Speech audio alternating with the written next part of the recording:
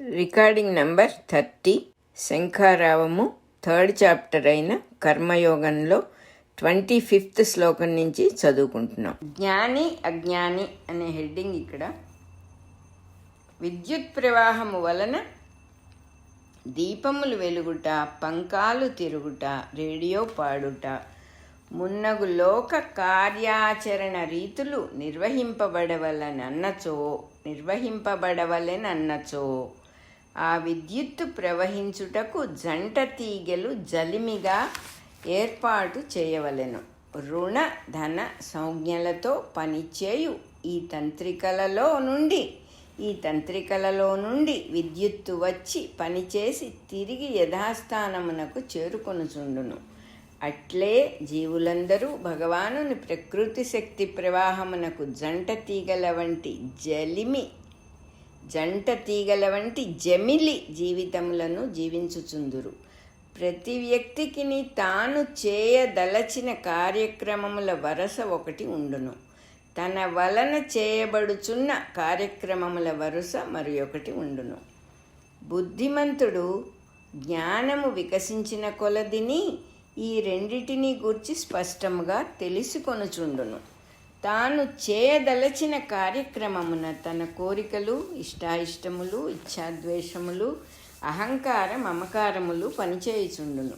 వానిని అంటించుకొనిన జీవి తన కోరికలను తీర్చుకొనుటకై తన ఇచ్ఛ ప్రకారము కార్యాచరణమును అవలంబించుచుండును. కానీ వాని ప్రకారము కార్యసాధన జరుగనట్లు కనిపించుచుండును. తన కోరికలు కొన్ని తీరినట్లు కొన్ని తీరనట్లు ఉండును.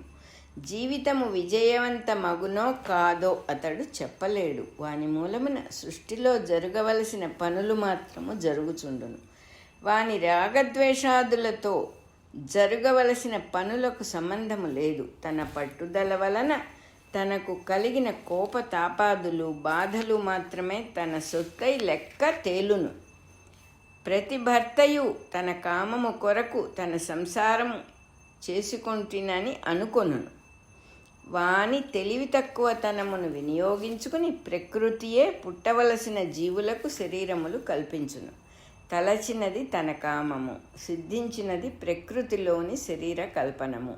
ఇట్లే సమస్త కార్యములను భావన చేయవలెను. కనుక బుద్ధిమంతుడు దీనిలోని మర్మమును గ్రహించి ప్రకృతిలో జరగవలసిన పని తాను నిమిత్తముగా జరుగుతున్నదని గ్రహించి ఫలాపేక్షను విడిచి కోపతాపాదికముల నుండి శమమును పొంది సంసారమున చిక్కని వాడై వర్తించును. 25వ శ్లోకం అయిపోయింది. అట్టివాడు మిగిలిన వారిని అజ్ఞానులని భావించినచో మరల పతనము చెందును. ఫలాపేక్ష, అహంకార మమకారములు కలిగి పనిచేయుచున్నవారు కూడా నిమిత్తమాత్రులే అనియు వారి ద్వారమున జరగవలసిన వ్యూహమే జరుగుతున్నదనియు గ్రహింపవలెను. అట్లు గ్రహించినప్పుడు అజ్ఞానులకు తన జ్ఞానము రుద్దవలెనని కోరిక కలుగదు. పని ఎట్లునో జరుగుచున్నప్పుడు తాను కలుగజేసుకునుట ఎందుకు? వారు అజ్ఞానులైనచో తనకు పోవునదేమి? భగవంతునికి లేని అభ్యంతరము తనకేలా? ఈ సందర్భమున ఫలాపేక్షతో పట్టుదలతో పనిచేయుచున్న వారిని కదిలిచ్చి వారి పట్టుదలను చెదరగొట్టినచో తనకేమి వచ్చును? ఒకే గడియారమున చక్రములు, ముళ్ళు మొదలగు భాగములున్నవని గ్రహించినప్పుడు ఆ భాగములు తప్ప గడియారమని వేరుగా ఒక వస్తువు లేదని కూడా తెలుసుకొనవలెను. ఆ చక్రములను చెదరగొట్టినచో కాలము తెలుసుకొనుటకు పనిముట్టుండదు.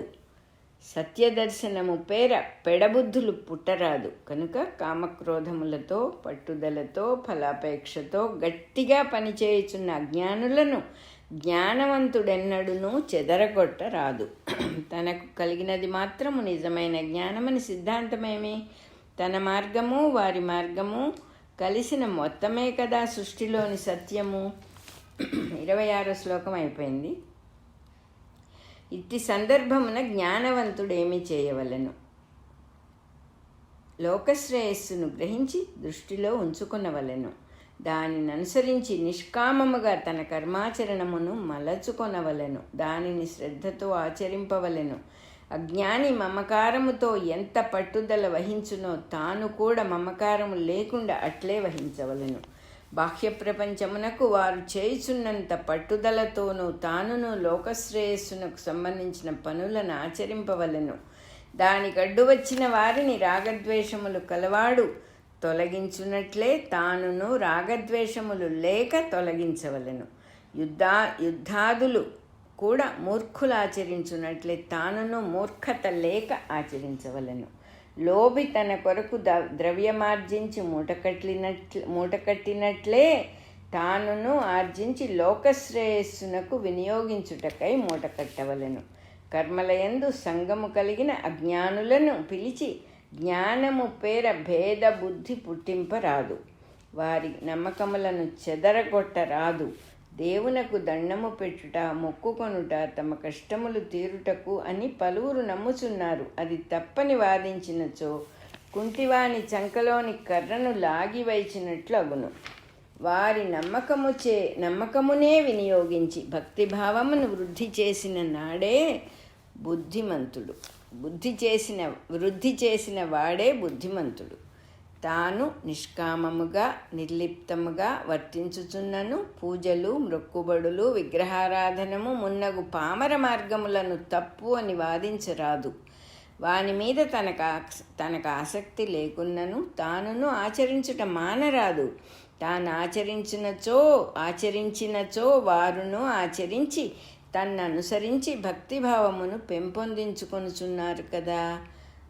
కనుక యుక్తితో లోకశ్రేయస్సునకు సంబంధించిన సత్కర్మాచరణములు వారి మనస్సున ప్రేరణ చేసినను తప్పులేదు. సత్కర్మాచరణము వలన మనస్సు పవిత్రమై కాలక్రమమున వారిలోనున్న ఫలాపేక్ష సహజముగా తొలగిపోవును. తనకెట్లు తొలగినదో అంతకుముందు తానెట్లున్నాడో అను విషయమును మరచిపోరాదు. తాను కారణజన్ముడు కనుక మొనగాడు కనుక తొలగినదని భావింపరాదు. పూర్వము తాను నిరంతరం ఆచరించిన కర్మాచరణము వలననే తనకు తొలగినది కనుక వారికిని అట్లే తొలగును. ఆచరింపబడుచున్న కర్మలన్నయూ తనకు గాని వారికి గాని జ్ఞానము వలన ఆచరింపబడుట లేదు. వ్యక్తి స్వభావముగా పనిచేయుచున్న త్రిగుణముల వలన పనులు ఆచరింపబడుచున్నవి. ఈ త్రిగుణములు ప్రకృతికి సంబంధించినవి. ప్రకృతి వ్యక్తి కన్నా తెలివైనది. అట్టిచో సత్కర్మలకు తాను కర్తనని అహంకారపడరాదు. 27th శ్లోకం అయిపోయింది. అలాగే రికార్డింగ్ నెంబర్ 30 కూడా అయిపోయింది.